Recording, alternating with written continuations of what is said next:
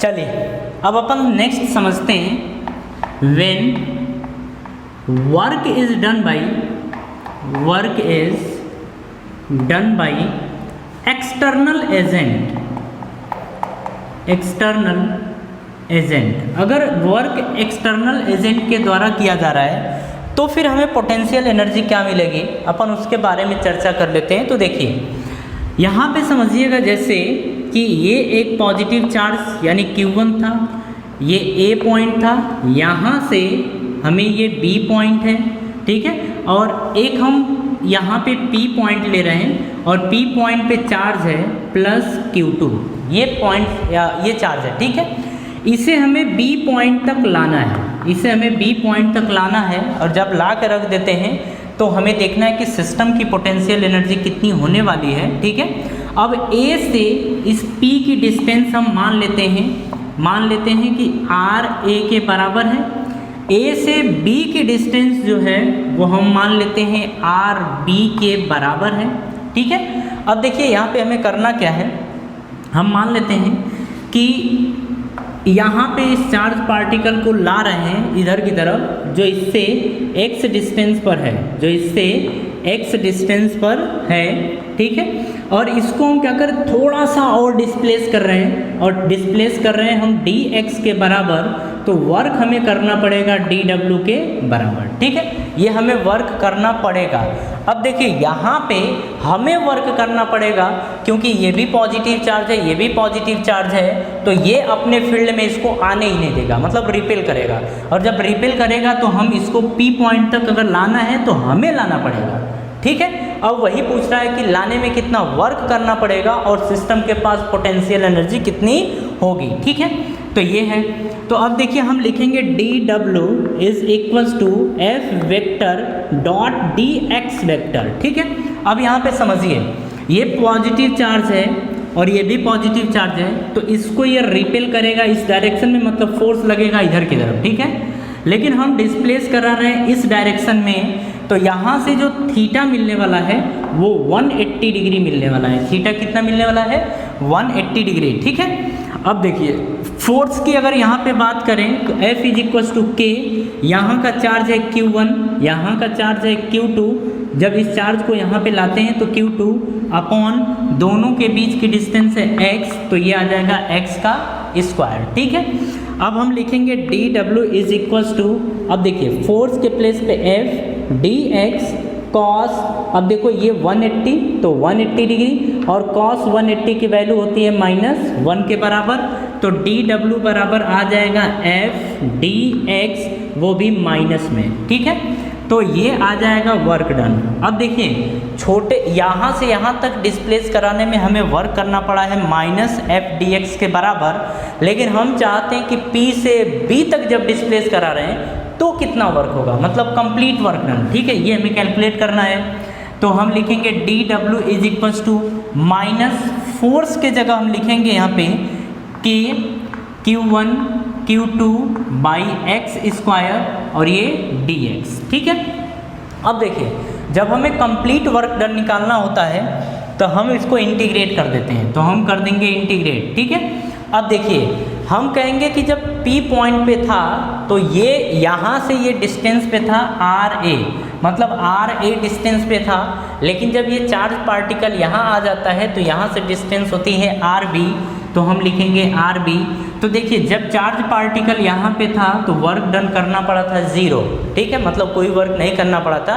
लेकिन हम मान लेते हैं कि जब इस पॉइंट तक लाते हैं तो हमें वर्क करना पड़ा था W, तो dw को जब इंटीग्रेट करेंगे तो W आएगा और ये 0 से हो जाएगा W is equals to minus बाहर K Q1 Q2 कांस्टेंट है तो ये बाहर आ जाएगा, अंदर बचेगा 1/x स्क्वायर dx, ये बचेगा, लिमिट है ये RA और ये RB, ये है।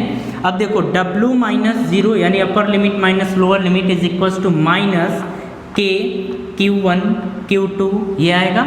अब देखो 1/x का इंटीग्रेशन हमने देखा था 1/x है, ठीक है, 1/x स्क्वायर का इंटीग्रेशन -1/x और लिमिट ये RA और ये आएगा RB, ठीक है। तो W इज इक्वल्स टू आ जाएगा माइनस K Q1 Q2। अब लिमिट जब रखेंगे अपन तो -1/RB यानी कि लो अपर लिमिट माइनस, फिर ये माइनस अंदर 1/RA ये आ जाएगा। ठीक है, जब इसको माइनस माइनस क्या हो जाएगा प्लस, तो हम लिखेंगे W is equal to minus K Q1 Q2।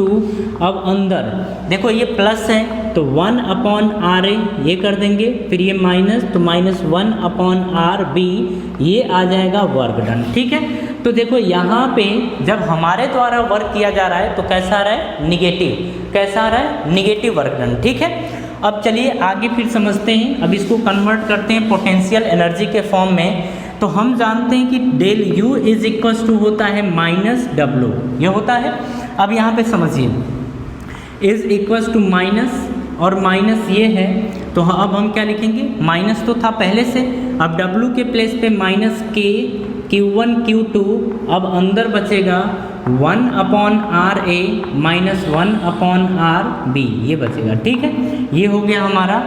तो अब देखिए ये माइनस माइनस प्लस यानी del U is equal to आ जाएगा के Q1 Q2, अब ये अंदर बचेगा 1/RA माइनस 1/RB ये बचेगा।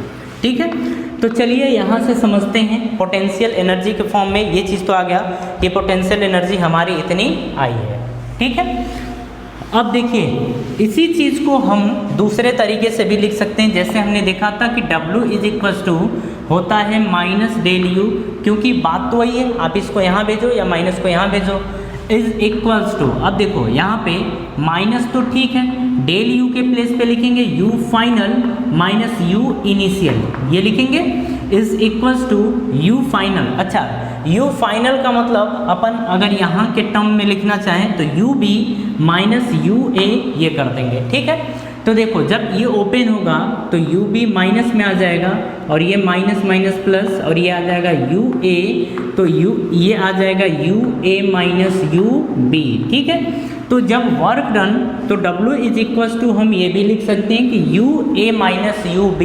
ठीक है, मतलब चेंज इन पोटेंशियल एनर्जी, मतलब final initial potential energy minus final potential energy. अब समझिएगा यहाँ पे हम एक चीज़ और यहाँ पे कर सकते हैं कि जब चार्ज पार्टिकल A पोजीशन पे था तो पोटेंशियल एनर्जी कितनी थी, तो यहाँ से हमें मिल सकता है, यहाँ से ये चीज़ मिल सकता है।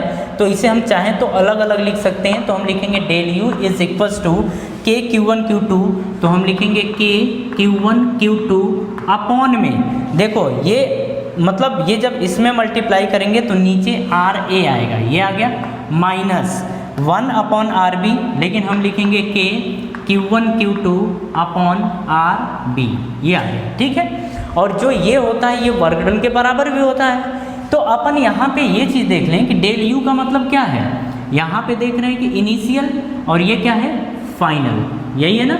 तो हम इसको बोलेंगे ये इनिशियल पोटेंशियल एनर्जी यानी UA है और ये है UB के बराबर। ठीक है, तो पोटेंशियल एनर्जी मतलब इनिशियली यहाँ पे तो ये पोटेंशियल एनर्जी होगी, फाइनली यहाँ पे तो ये पोटेंशियल एनर्जी होगी। ठीक है, तो अपन इस तरीके से इसको समझेंगे। तो इसको आप कॉपी कर लो।